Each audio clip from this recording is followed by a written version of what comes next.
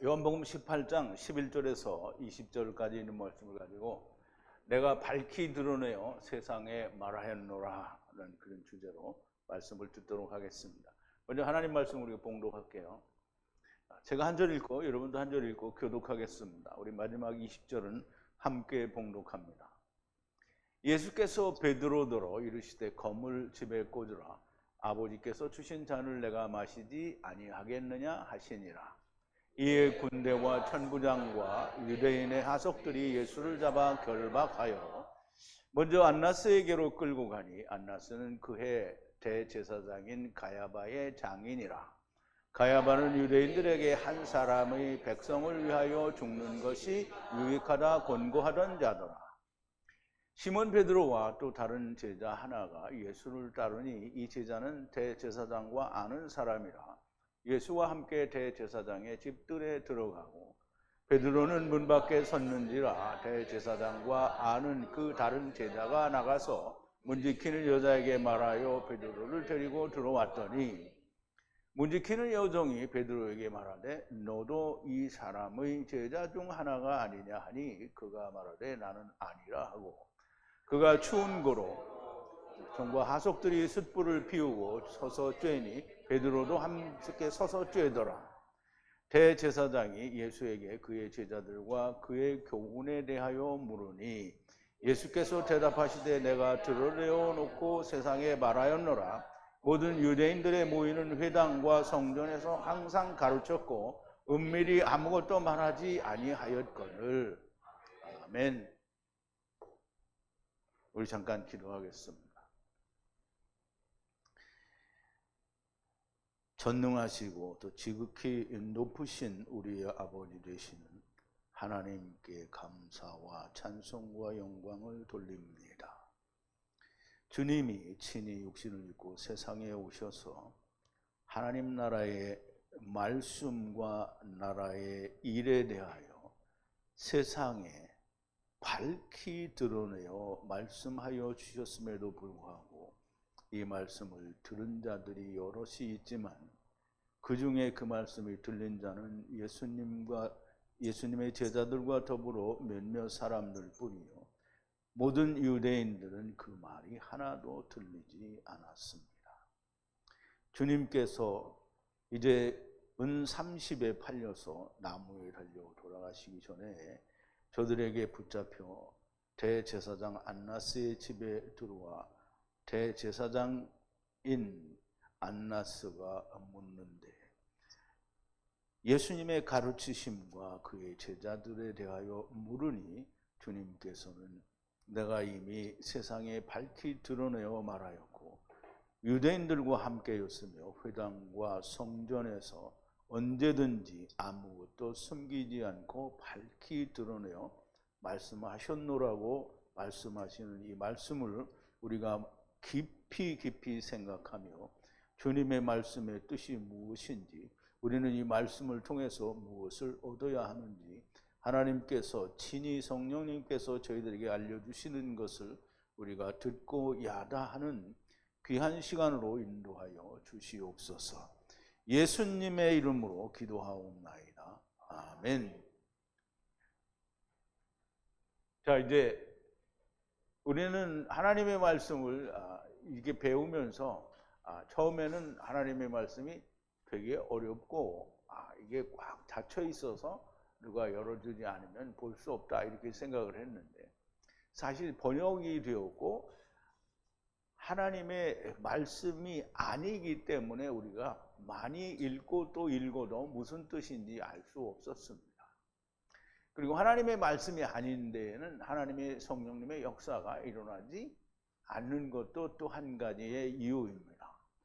그런데 우리가 하나님의 말씀을 히브리어로 또 헬라어로 원어 성경으로 우리가 풀어보니까 성령님께서 인도해 주시고 성령님께서 인도해 주신 하나님의 말씀은 밝히 드러나 있는 말씀인 것을 우리가 알 수 있었습니다. 그런데 밝히 드러내어 하시는 말씀을 못 알아듣는 사람이 있다는 거죠. 그게 누구냐 하면 유대인들, 곧 대제사장과 또 그 종들, 유대인들이 다 이 말을 못 알아듣는다라는 겁니다. 자, 이제 오늘 주제를 말씀을 드리기 전에 우리가 지난 시간에 나누었던 말씀을 조금 되새김을 해볼게요. 예수님이 십자가에 돌아가시기 전에 유월절을 드시는데 첫사람 아담이 질그릇에 물을 담아서 나르고 있는 그 사람 안드로포스에게 가서 두 제자가 가서 유월절을 드실 곳을 준비하라. 그래서 이 첫사람 아담이 준비한 이 다락방에 가서 이 유월절을 드시게 됐죠.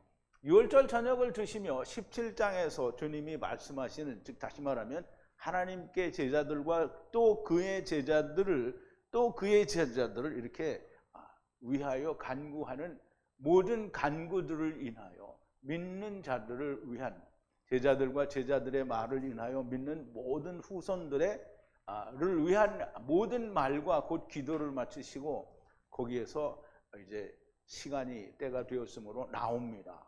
그래서 동산이 있는 기드론 시내 저편으로 그의 제자들과 함께 들어가십니다. 유다도 이것을 잘 알죠. 항상 거기서 제자들이 여러 번 많이 모였기 때문에 압니다.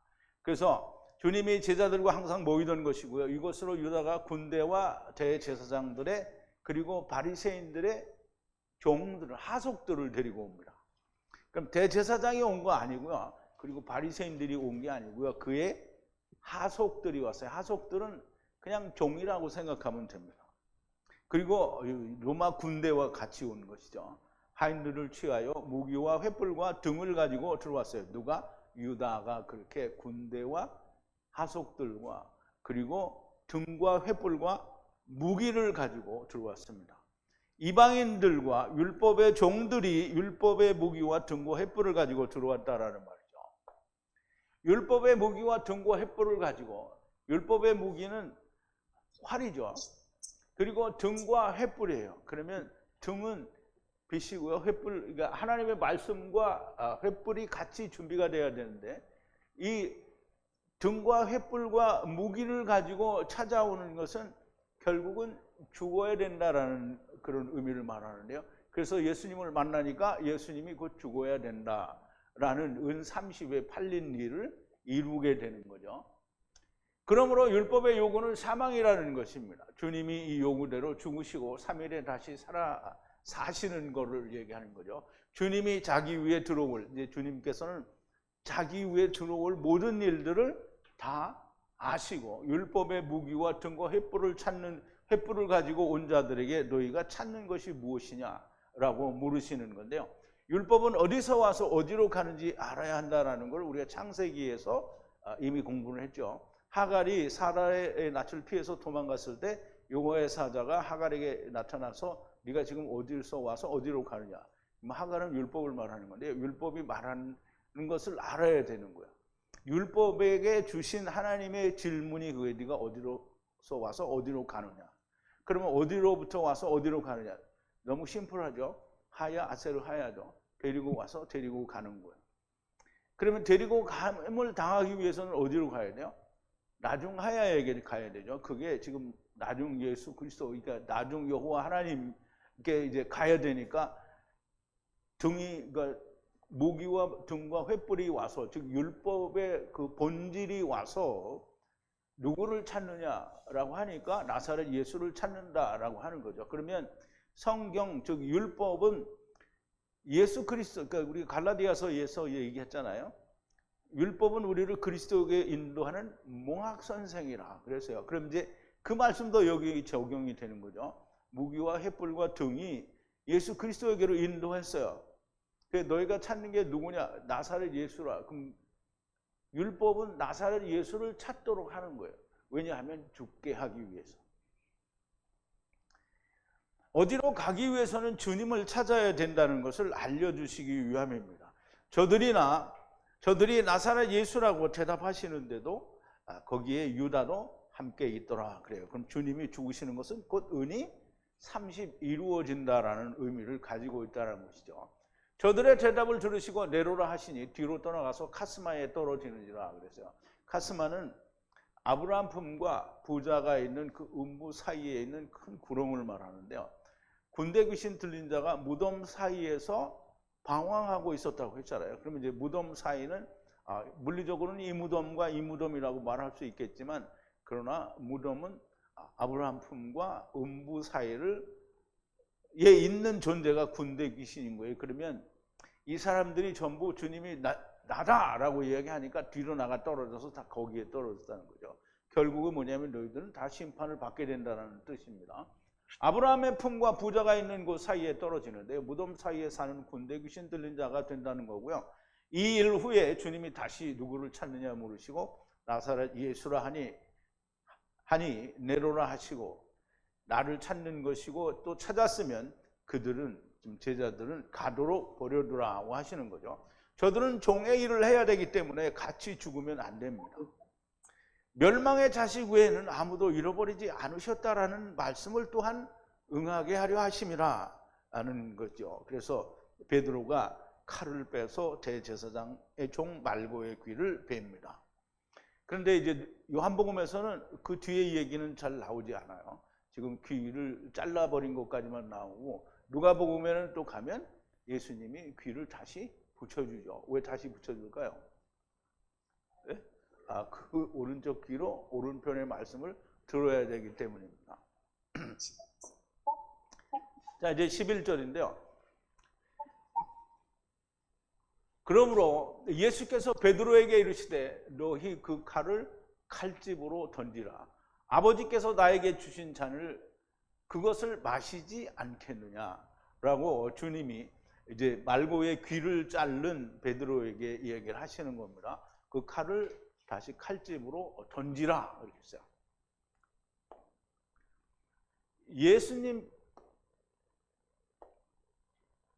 예수님께서 베드로에게 말씀을 하셨어요. 그러므로는 왜? 귀를 베어버렸기 때문에 이 얘기를 하신 거예요. 던지라 칼은 헤레브인데요. 너의 칼을 어디로 던지라? 칼집으로 던지라. 그래서 이제 마태복음에서는 토포스라 해서 처소라고 얘기를 했는데요. 여기는 그냥 칼집이에요. 잔을 주신 아버지께서 나에게 주신 잔을 그것을 마시지 않겠느냐라는 말이에요. 여기 아니다가 두 번 들었는데요. 않고 않겠느냐 뭐 이렇게 우리가 해석을 할 수도 있겠습니다. 마태는 너의 검을 그의 처소로 하파크 하라고 하는데요. 처소로 하파크 다시 돌려 집어넣으라는 거죠. 칼집에 도로 들어가는 거는 상태가 어떤 상태냐면 아직은 열매를 거둘 때가 아닌 거예요. 하나님의 말씀으로는 지금 나중 여호와 하나님의 말씀으로는 거두는 거예요. 그러면 다시 집어넣으면 무슨 상태가 되냐면 씨 뿌림의 상태가 돼요. 뿌려진 상태가 되는 거예요. 그의 처소는 예수 그리스도인데요. 예수 그리스도는 죽었다가 다시 사셔야 이 말씀이 나와서 일을 할 수 있는 거예요.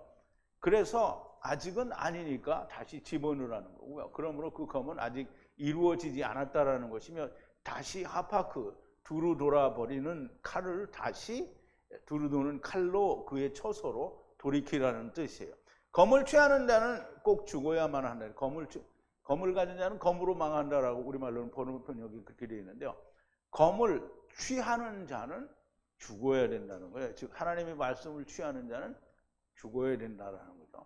검은 주의 것이니 주님이 죽어야 한다는 것이고요. 이 검을 취하는 자는 주님과 함께 나무에 달려 죽어야 한다는 말입니다. 그리고 아버지께 구하여 지금 내가 12군데의 천사들을 낫게 할 수 없는 줄 아느냐. 12군데의 영을 불러서 내가 이들을 다 멸할 수 있지 않냐 이 말이 아니죠. 12군데는 천하 만민을 다 말해요. 그러면 그들을 내가 당장 낫게 할 수 하나님께 구해서 그냥 한꺼번에 낫게 할 수 없는 줄 아느냐 이 말을 하신 거죠.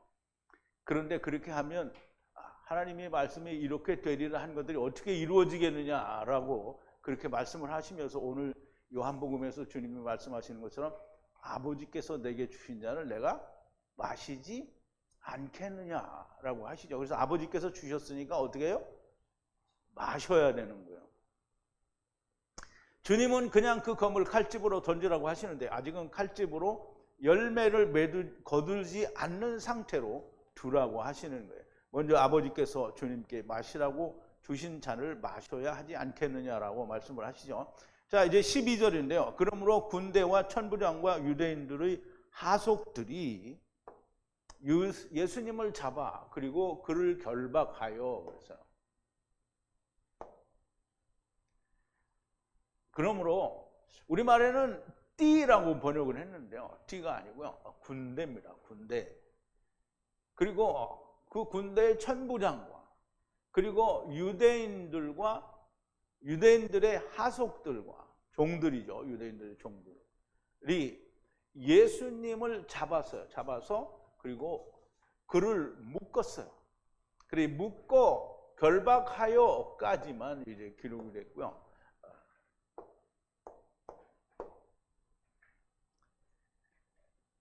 누가는 말고의 귀를 낫게 해주는 것까지 기록을 합니다. 그 귀로 오른편의 말을 들어야 하기 때문입니다. 요한은 그것을 생략하고 그냥 주님이 군대와 천부장과 유대인들의 종들에게 결박당하여 대제사장 안나스에게로 끌려가는 이야기를 이제 기록을 하게 되죠. 그래서 13절에 그 안나스에게 끌려가는 얘기가 나오는데요. 13절입니다. 처음에, 거기는 이제 처음이라는 단어가 있어요. 처음에 안나스에게, 먼저라는 번역을 해도 좋기는 하겠는데요. 처음이라는 말이에요. 안나스에게 주님을 데려가니 그는 그의 대제사장인 가야바의 장인이었다라고 얘기를 하는데요. 이게 사도 요한은 상당히 자기가 기록하는 그 기록에 많은 것을 포함하고 있어요. 그래서 우리가 그 기록자가 의도하고자 하는 걸 이해를 하지 못하면 그러면 그냥 성경을 겉만 핥게 되는 거예요. 자, 이제 그리고 데려갔어요. 누구를? 예수님을 누구에게로? 안나스에게로. 먼저, 첫 번째, 처음이라는 뜻이고요. 데리고 갔다는 거예요. 끌고 갔다는 거죠.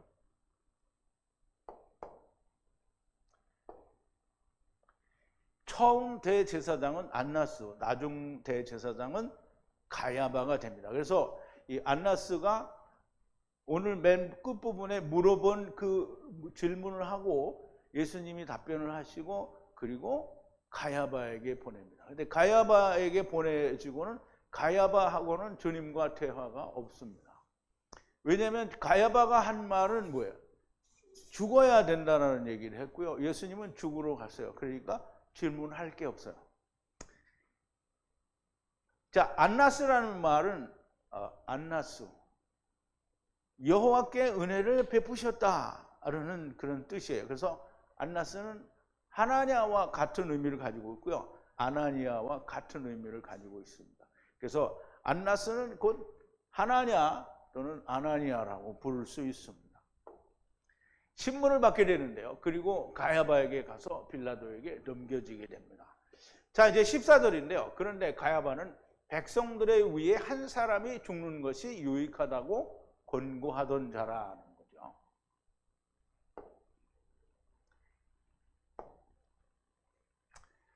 그런데 왜 이게 한 번에 잘 안 돼? 어디야 또?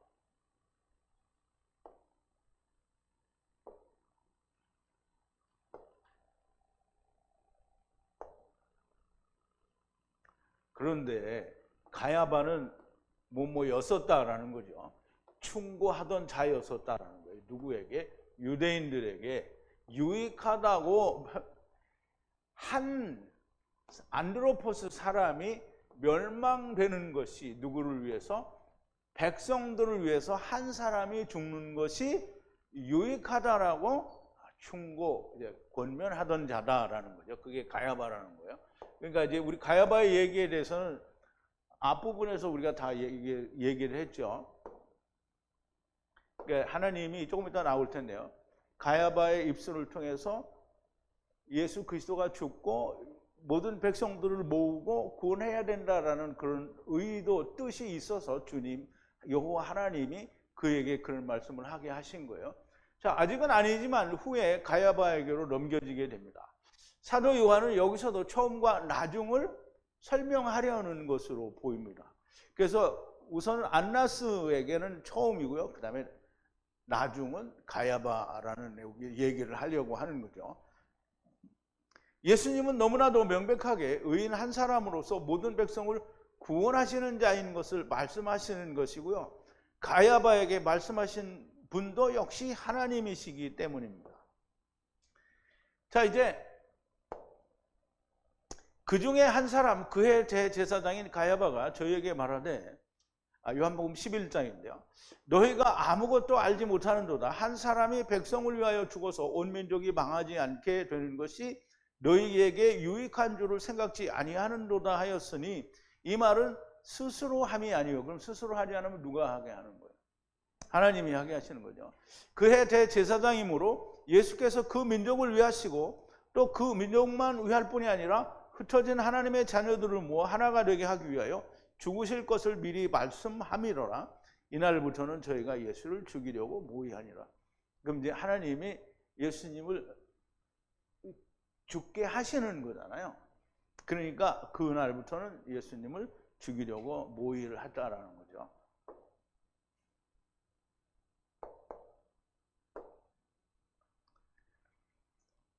자, 이제 15절인데요. 시몬 베드로와 다른 제자가 예수를 따르더니, 그런데 다른 제자는 대제사장과 아는 자라 예수와 함께 대제사장의 관저로 들어가고 그랬어요.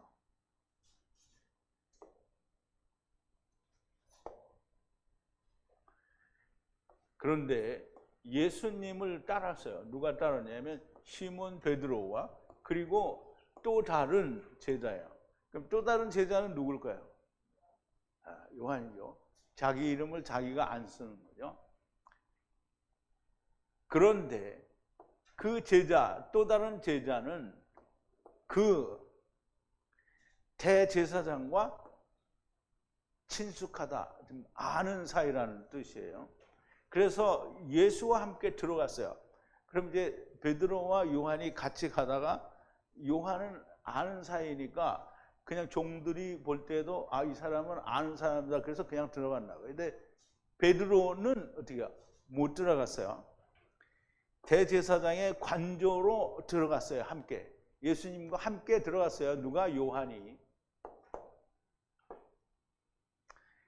예수께서 기드론 시내 저편 동산에서 잡혀가실 때에는 다 도망을 갔잖아요. 그죠? 가더니 아마 그 뒤에서 예수님이 어떻게 되실 건가 생각하고 베드로와 요한이 함께 따라온 것으로 보이는데요. 그런데 대제사장 안나스와 요한은 친분이 있었다고 말을 하는 거예요. 자기 이야기를 쓰는 것이 맞는 말일 겁니다. 그러므로 요한은 들어갈 수 있었는데 베드로는 밖에 서 있었던 거예요. 그런데 둘이 같이 가다가 자기는 들어갔는데 베드로가 없잖아요. 그러니까 이제 뒤를 돌아서서 이 문지기로 가는 거예요. 자, 15절. 그런데 베드로가 문 밖에 서서 향하여 섰는지라. 그러므로 다른 제자, 대제사장을 아는 제자가 나가서 문지기에게 말하고 베드로를 데리고 들어왔어요.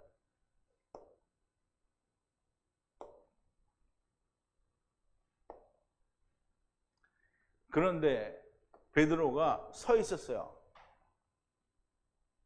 에게로 문 밖에 어디를 향해서 이렇게 서 있었다라는 말이에요.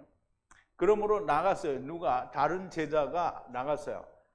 다른 제자가. 대제사장과 아는 다른 제자가 나가서 문지기에게 말을 했어요. 그리고 베드로를 가져왔어요. 들어왔다는 말이죠.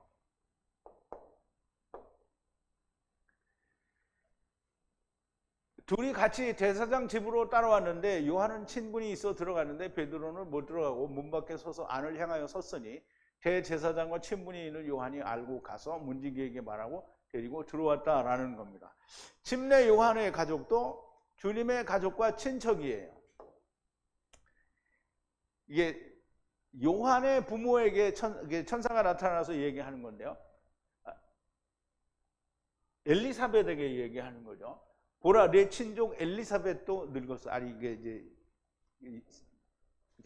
마리아에게 하는 얘기죠. 내 친족 엘리사벳도 늙어서 아들을 배우느니라. 본래 수태하지 못하더니가 이미 6달이 못한다 하더니가 이미 6달이나 됐다라는 얘기죠. 그러면 마리아에게 이 얘기를 하는데 엘리사벳은 침례 요한의 어머니거든요. 그러면 친척이잖아요. 너의 친족이라고 했으니까. 그리고 주님도 또한 요한과 친척이에요. 요한은 주님의 그 마리아의 여동생이죠. 여동생의 아들이에요. 그러니까 이종사촌이고요. 하여간 요한이 대제사장과 친척인지는 알 수 없어요. 그런데 친분이 있어서 문지기와도 아마 안면이 있던 것으로 보입니다. 베드로가 율법 아래서 부인을 해야 되기 때문에라도 들어와야 돼요. 그래서 요한은 가서 베드로를 데리고 들어오고요. 이렇게 데려오자마자 이제 데리고 들어오는 순간에 얘기를 합니다.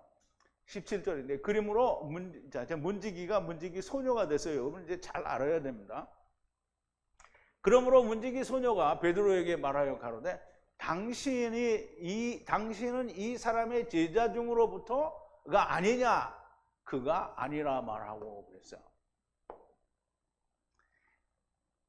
이제 문지기 소녀가 말을 하는 거예요.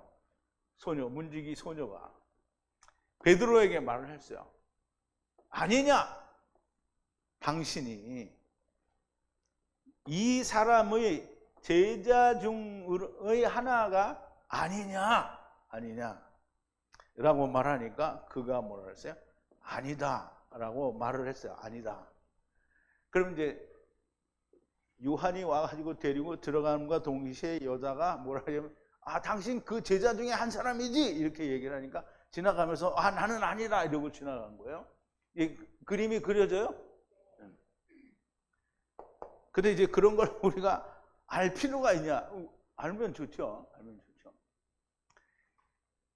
대제사장의 관저의 문을 지키는 소녀, 율법의 문을 지키는 소녀라는 말은 아직 율법에 매여 있는 종을 말합니다. 그러니까 우리가 물리적으로는 문지기가 남자일 수 있어요. 그런데 율법 아래서는 여자, 소녀란 말이에요. 소녀. 나아라예요. 나아라. 문을 지키는 소녀, 이게 아직 율법에 매여 있는 종을 말하는 거고요. 율법이 너도 그의 제자라고 말하는데 아니라고 대답을 하게 되죠. 물리적으로는 베드로가 대답을 합니다. 그런데 반석 위에 있는 믿음 위에 서야 할 유대인들이 아니라고 대답을 한다라는 말을 하는 거죠. 자, 이제 18절인데요. 그런데 추웠기 때문에 종들과 하속들이 숯불을 만들고 서서 따뜻하게 하고 베드로도 그들과 함께 서서 따뜻하게 하였다라고 하는데요.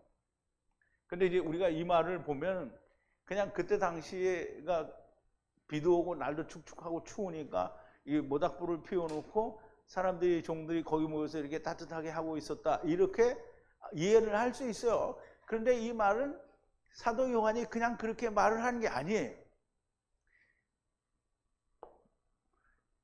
그런데 서서 하인들과 하속, 하인들은 이거는 이제 이것도 에베드고요, 이것도 에베드예요. 그러니까 히브리어로 하면 둘 다 에베드니까 다 똑같은 거예요. 숯불은 고할인가 뭐 이렇게 읽어야 되는데 숯불을 만들었어요. 그리고 추위 때문에 숯불을 만들어 서서 따뜻하게 하는 거예요. 여기에 서서 따뜻하게 하는 거예요. 근데 베드로도 함께 서서 그들과 따뜻하게 하고 있었어요. 따뜻하게 하고 있다는 거예요.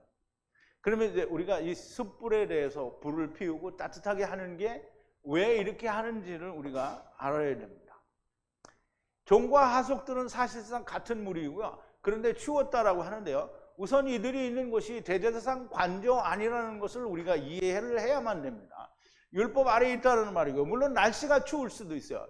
율법 아래에 있다는 말이고요. 춥다라는 말은 이게 피코스고요. 이게 피코라고 하는데요. 피코라고 하는데요. 이 춥다라는 단어는 호흡이라는 단어에서 유래가 됐어요.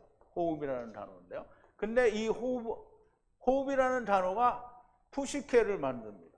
푸시케는 뭐죠? 네피시잖아요. 네피시.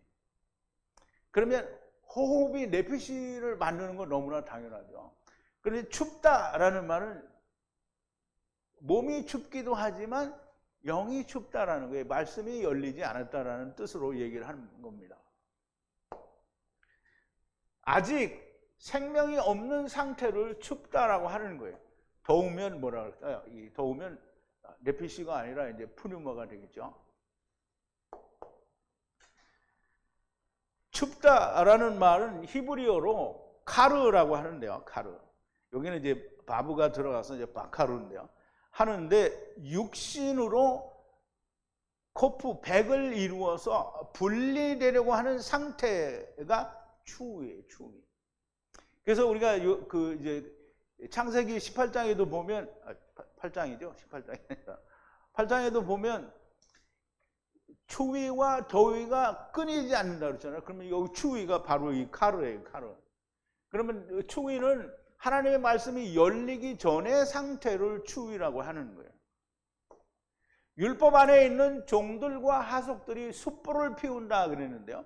우리가 이 숯불에 대해서 좀 알아보려고요. 잠언 25장 21절에 보면 하느님이 뭐라고 하시냐면 네 원수는 꼭 원수가 아니라 네가 미워하는 자를 말해요. 배고파 하거든 식물을 먹이고 목말라 하거든 물을 마시우라 그랬는데요. 만약 미워하는 자, 원수가 굶주리면 떡을 먹이고 만약에 목이 마르다고 하면 물을 주라는 거예요. 그렇게 하면 당신이 숯불을 취하여 그의 머리 위에 두는 거예요. 숯불을 그의 머리 위에 두는 거예요. 여호와께서 보답하시리라 그랬어요. 그러면 레헴을 먹고 그 다음에 또 물을 먹잖아요. 그러면 물을 먹고 숯불이 그 사람의 머리 위에 있으면 어떻게 돼요? 하나님의 말씀이 깨달아지겠죠. 그래서 숯불을 피운다라는 말은 떡과 물이 성령님의 역사에 의해서 불에 의해서 깨달아지는 걸 말해요. 그래서 여호와 하나님이 뭘 준다는 거예요? 보답한다는 거잖아요. 생명을 주시겠다라는 얘기를 하는 거예요. 그러면 이 사람들이 율법, 대제사장의 관조 안에, 즉 율법 안에서 숯불을 피고 불을 쪼이고 있다라고 하는 것을 아직 생명이 없는 자들이요 숯불로 말미암아 따뜻해져야 되는 사람들이라는 얘기를 하는 거예요. 그럼 이제 사도 요한은 이 얘기를 하면서 정말 많은 얘기를 하고 있는 거예요. 그러니까 우리가 그냥 우리말 번역으로만 이해를 하고 있으면 날이 추우니까 그냥 불 피워가지고 이렇게 쪼이고 있구나 이렇게 생각하는 거잖아요. 그런데 그러면 나무라고 안 하고 거기다 숯불이라고 했잖아요.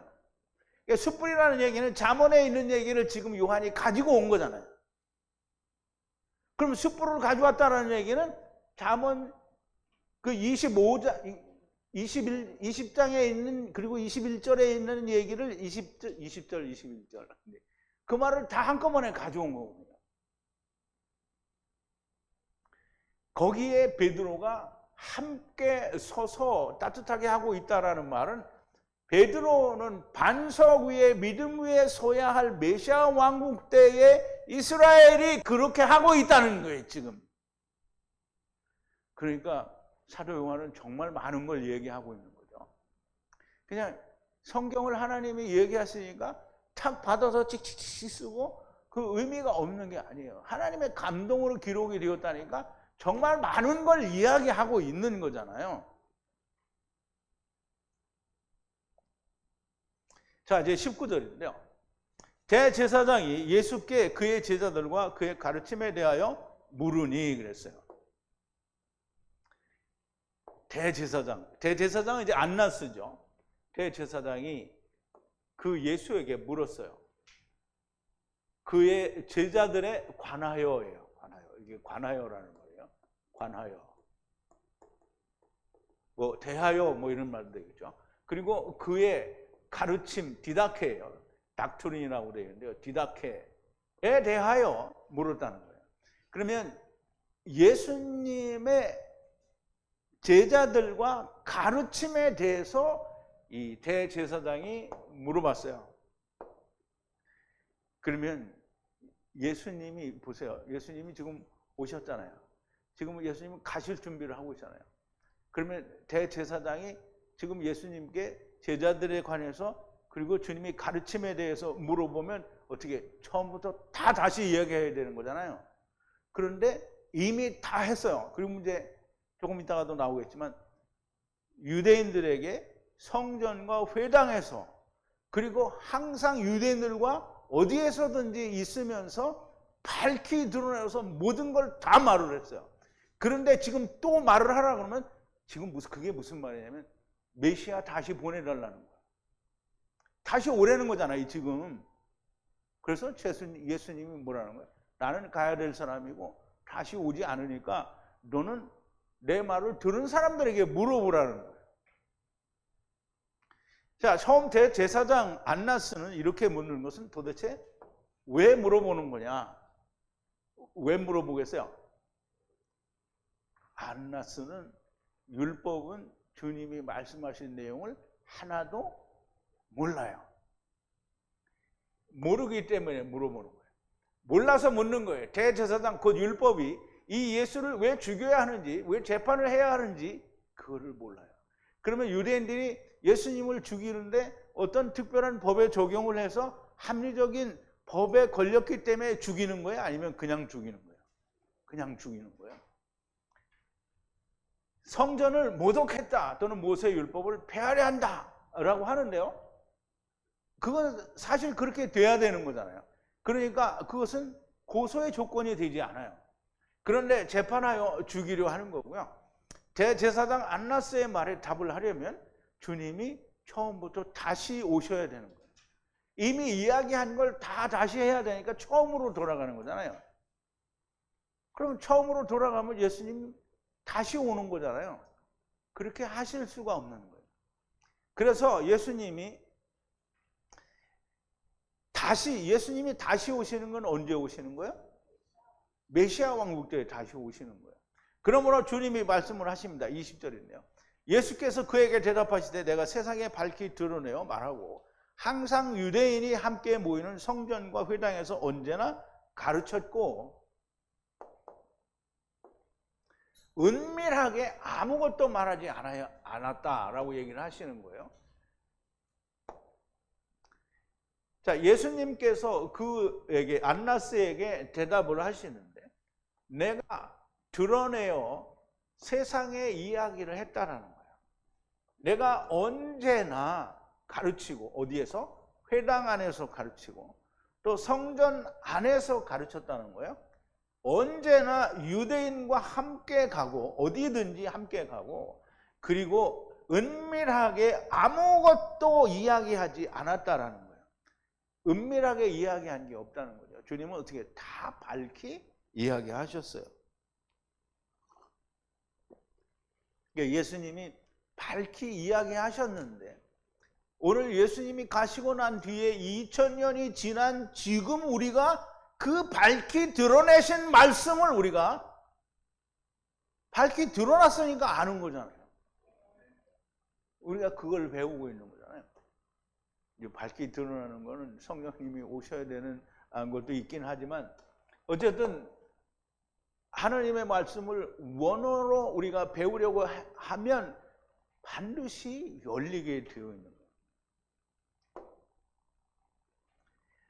주님이 언제나 모든 유대인들이 모이는 회당과 성전 안에서 밝히 드러내어 말씀을 하셨어요.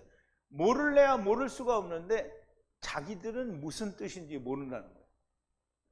주님이 숨기신 것이 없고요. 다 알려주셨습니다. 그리고 혹 알려주시지 않은 것이 있다고 하더라도 주님이 니고데모를 책망하신 것을 우리가 봐야 됩니다. 네가 이스라엘의 선생으로서 이러한 일들을 알지 못하느냐. 예수께서 대답하시되 진실로 진실로 내게 이르노니 사람이 물과 성령으로 나지 아니하면 하나님 나라에 들어갈 수 없느니라. 육으로 난 것은 육이요 성령으로 난 것은 영이니 내가 네게 거듭나야 하겠다 하는 말을 기이 여기지 말라. 바람이 임으로 불매 네가 그 소리를 들어도 어디서 오며 어디로 가는지 알지 못하나니 성령으로 난 사람은 다 이러하니라. 니고데모가 대답하여 가로되 어찌 이러한 일이 있을 수 있나이까? 예수께서 가라사대 너는 이스라엘의 선생으로서 이러한 일을 알지 못하느냐? 그럼 뭐예요? 알아야 된다는 얘기잖아요.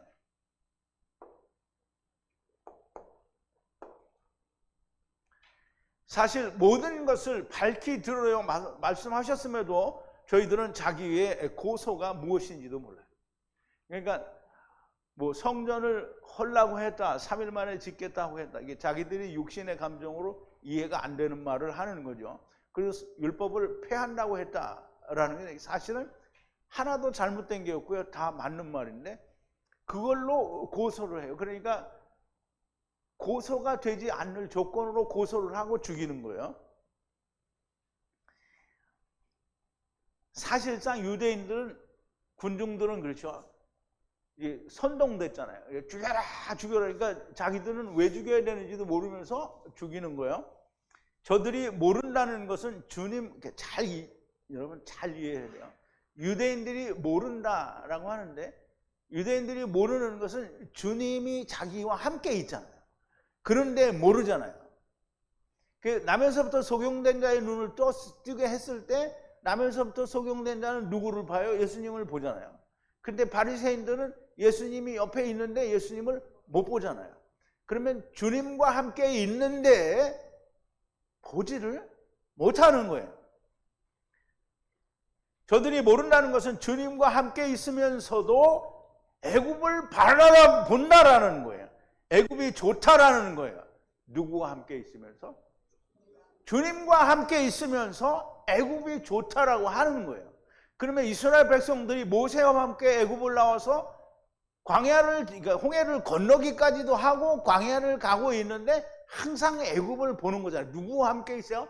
모세와 함께 있고 하나님과 함께 있는데도 여전히 애굽을 돌아다보는 거예요. 이게 오늘도 똑같은 거예요. 하나님의 말씀을 들었는데 여전히 애굽을 돌아다본다는 거예요. 이스라엘이 광야 40년 동안에 자기가 원하는 하나님을 섬겼어요. 그것을 하나님이 버려두셨고요. 광야 40년은 주님이 오셨을 때에도 이스라엘이 광야 40년을 광야교회라고 하죠. 그러면 예수 그리스도 안에 들어가기 전에 가나안 땅에 와 있는 유대인들도 여전히 광야교회를 가고 있는 거예요. 광야 40년은 주님이 오셨을 때에도 존재를 합니다. 주님과 함께 있으면서 애굽을 그리워하는 거예요. 돌아보는 거예요. 이 말씀은 오늘 진리의 말씀을 듣고도 애굽을 돌아다본다라는 겁니다. 오늘 저와 함께 하나님의 말씀을 듣는 분들은 잘 생각을 해야 됩니다. 여러분은 롯의 아내도 보았습니다. 광야에서 엎드러진 이스라엘도 보았어요. 또 가나안 땅의 이스라엘에서도 모든 사람들이 멸망을 받았잖아요. 이스라엘 멸망받았어요.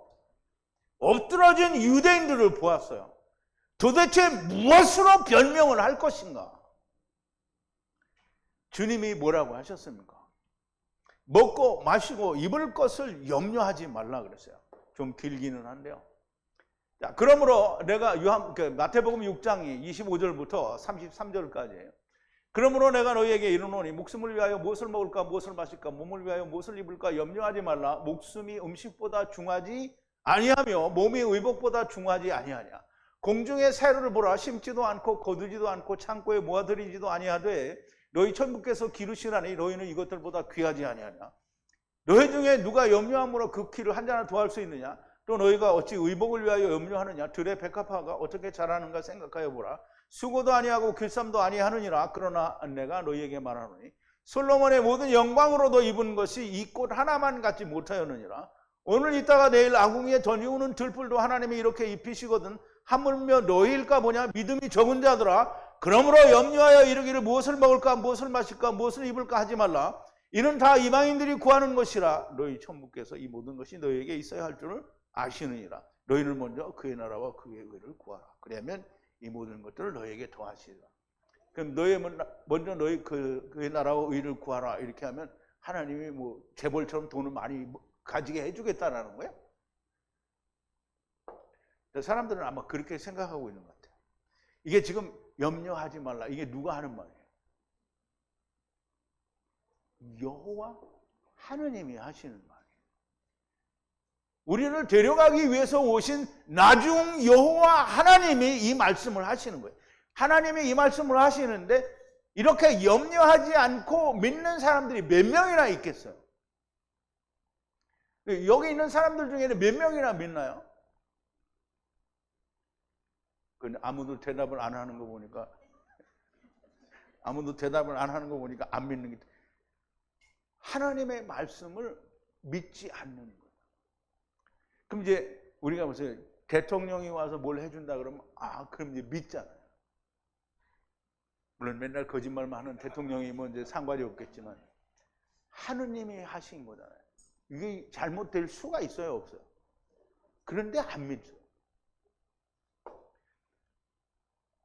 보세요. 누가 당신을 구원합니까? 내가 너를 구원하였느냐? 부모가 너를 구원하였느냐? 형제 자매가 너를 구원하느냐? 네 자식이 너를 구원하느냐? 세상 땅이 너를 구원하느냐? 도대체 누가 너를 구원하느냐? 이거 하나님이 물어보는 거예요. 누가 구원해요? 하나님이 구원하는 거죠. 나 여호와가 아니야. 너와 관련이 있는 모든 자를 위해 네가 할 수 있는 게 뭐냐? 내가 내 아버지, 어머니, 내 형제를 위해서 할 수 있는 게 뭐야? 없어요. 6월 전에 내 동생이 간이 워낙에 나빠서 곧 죽게 생겼어요. 그런데 어떻게 간 이식자를 만나서 수술을 해서 살았어요. 내가 한 건 아무것도 없어요. 내가 할 수 있는 건 아무것도 없어요.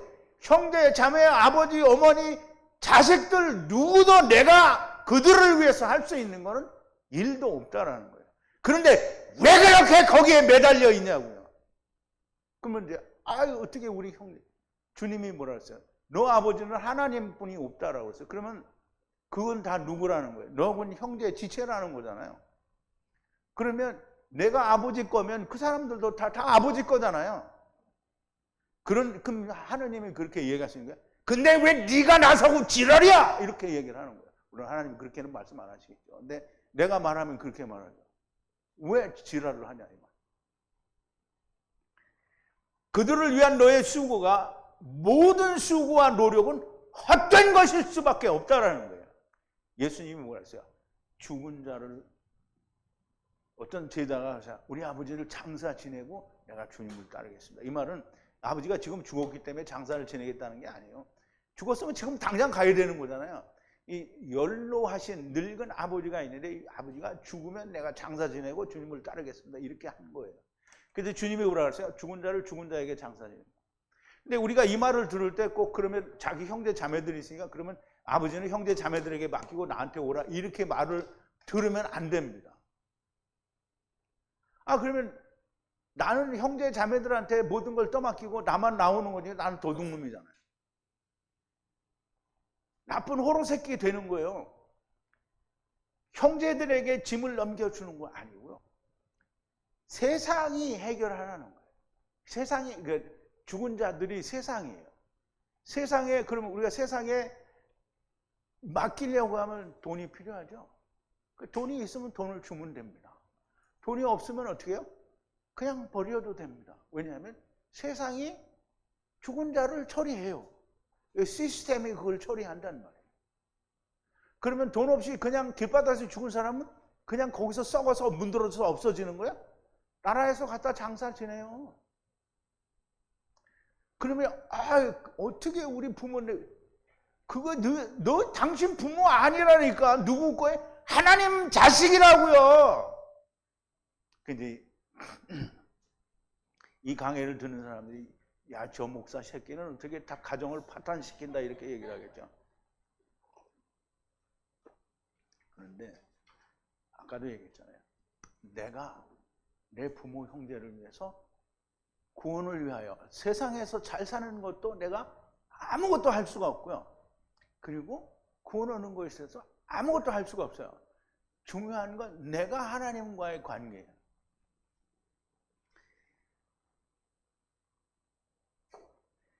내가 안 하면 세상이 합니다. 여유가 있으면 내가 지불하면 되고요. 여유가 없으면 세상의 시스템이 합니다. 너 자신도 어쩌지 못하는 육신 덩어리가 무슨 누구를 위한 일을 하겠다라는 거예요. 하나님의 말씀을 들었어요. 하나님의 말씀을 들었어요. 아무것도 버린 것이 없는데 하나님의 말씀을 들었는 거야. 그럼 보세요. 하나님의 말씀을, 진리의 말씀을 하나님이, 여러분 잘 생각해야 됩니다. 성경을 읽었다라는 게 아니라 하나님이, 지극히 높으신 하나님이 내게 얘기를 하신 거예요. 그 말을 들었어요. 그런데 아무것도 안 해. 그러면 뭐예요? 하나님 말씀을 거역한 거죠. 그러면 어디로 가겠어요? 당연히 음부로 가죠. 그럼 이제 여러분 잘 생각해야 됩니다. 하느님이 아쉬울 게 없어요. 왜? 그놈들이 다 지옥불에 떨어져 갖고 세상 사람들이 생각하는 것처럼 다 그렇게 고통과 괴로움 가운데서 정말 영원히 그렇게 고통받아야 된다고 하면 하느님이 절대로 그렇게 못하죠. 근데 이제 세상은 그렇게 말하잖아요. 하느님은 세상을 창조하실 때 하느님을 믿지 않는 자들이 있을 것을 모르셨을까요? 다 알았어요. 그러면 하느님이 아시면 그러면 안 믿는 놈들을 위해서는 무슨 조처를 취하지 않으셨겠어요? 그게 음부예요. 그러니까 하나님은 아쉬울 게 없어요. 왜? 다 음부로 보내면 거기는 구더기들, 곧 이스라엘이 불로 소금 언약을 팍팍 치잖아요. 그런 거 다 알아요. 그리고 은30에 팔린 예수 그리스도의 피를 어디다, 토기장이의 밭을 샀잖아요. 그러면 음부에서는 뭘 한다고요? 은30이 이루어지는 걸 하는 거예요. 자, 이제 여러분들이 주님 앞에 섰어요. 주여, 내가 너무 마음이 괴로워서 시간을 많이 못 냈어. 그러면 주님 앞에 그게 변명이 해당이 돼야 안 돼요. 가차없이 딱지. 예수님이 너는 딱지야. 그럼 딱지는 어디로 가겠어? 음부로 가죠. 그러면 이제 세상에 있는 모든 핑계와 변명을 다 가져와요. 이제 얘기했어요. 왜냐하면 주님은 아쉬울 게 없고요. 하나님은 말씀을 하셨어요. 먹을 거, 입을 거, 마실 거 염려하지 마라. 부모, 형제, 자식, 땅도 네 집도 다 버리라고 그랬어요. 그러면 다 버리라고 했어. 그러면 우리가 지금 하나님 말씀을 믿는다고 하면서 성에 오고 이렇게 하는데 지금 주님이 말씀하신 것에 하나라도 내가 못한 게 있다. 그러면 어떻게 되겠어요? 대답을 빨리 안 해요. 하나님 앞에 내가 그걸 못했어요. 그러면 어떻게 해요? 우리 정선자매 같이 늦게 오고 막 이렇게 했어. 그런데 주님 앞에 섰어요. 너는 왜 늦게 왔냐? 그러면 차가 막혔어요. 변명이 돼요? 안 돼요? 안 돼요. 그럼 어디로 가야 돼요?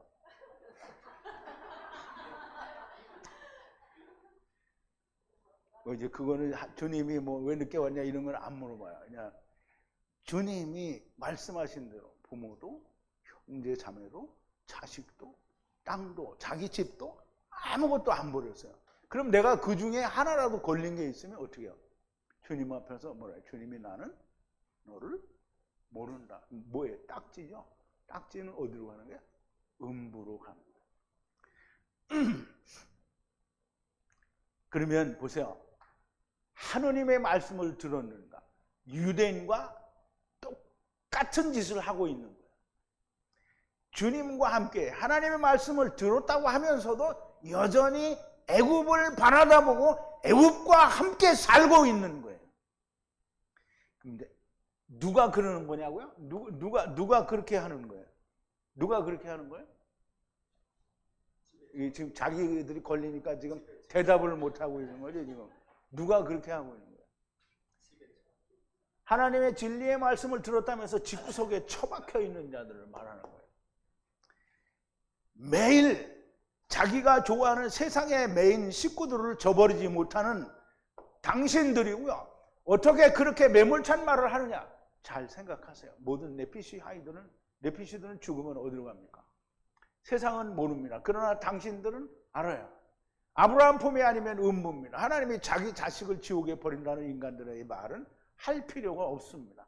하나님께서 세상을 라팔, 즉 봐라 하실 때에 믿지 않는 인간들이 있을 것이라는 것을 모르셨을 리가 없어요.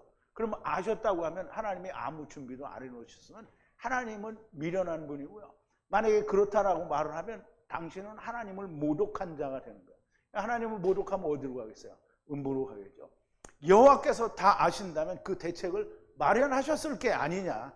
그것이 음부고요. 하나님께서는 가탄이 되지 못한 인간들을 모두 음부에서 구원하신다는데 왜 하야 아세로 하야 하나님을 믿지 않는 것인가?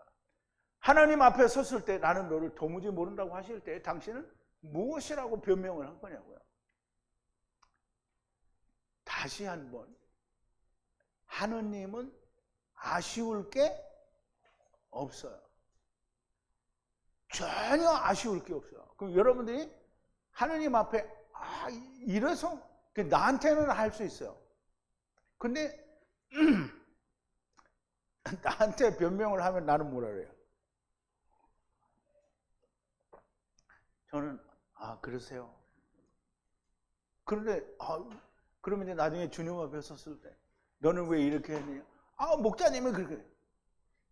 야, 그 목자가 나냐? 내가 한 말을 너는 왜 안 지켰냐? 내가 이렇게 하세요. 이렇게 한 거는 아무 효력이 없어요. 그건 방패가 안 되는 거예요. 그래서 내가 지금 이 말을 하는 거예요. 내가 그래도 됩니다라고 말하는 건 방패가 안 된단 말이에요. 그러니까 이 말을 하는 거예요. 하나님은 어떻게 해요? 아쉬울 게 요만큼도 없어요. 그러니까 여러분들은 어떻게 해요?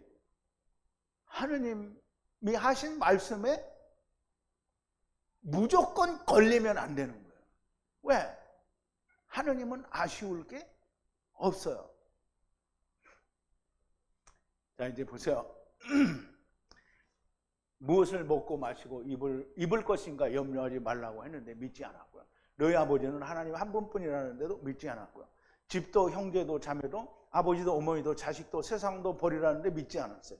가나안을 정탐하고 와서 하나님을 주신다 하신 말씀을 믿지 않았어요. 왜? 돌아갈 수 있는 애굽이 있기 때문에 가나안을 정탐을 하고도 애굽을 돌아다보고 그리 가자고 하는 거잖아요.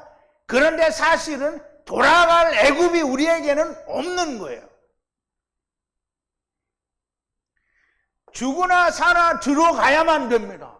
그런데 항상 돌아갈 수도 없는데 있다고 믿기 때문에 가나안에 들어가지 못하는 거예요. 여러분들은 지금 항상 기회가 있다고 생각하잖아요. 항상 기회가 있다고. 그걸 또 뭐라고 생각하냐? 음부에 가면 음부에 가면 기회는 있어. 그런데 무엇의 기회가 없냐면 첫째 부활에 들어가서 예수님과 더불어 왕노릇 할 수 있는 기회가 없는 거예요. 오늘 집구석에서 있고 세상에 매여 하나님의 말씀을 전심이지 못한 사람들이 다 이 유대인과 하나도 다르지 않은 사람들이에요. 버리고 죽어야 마땅합니다.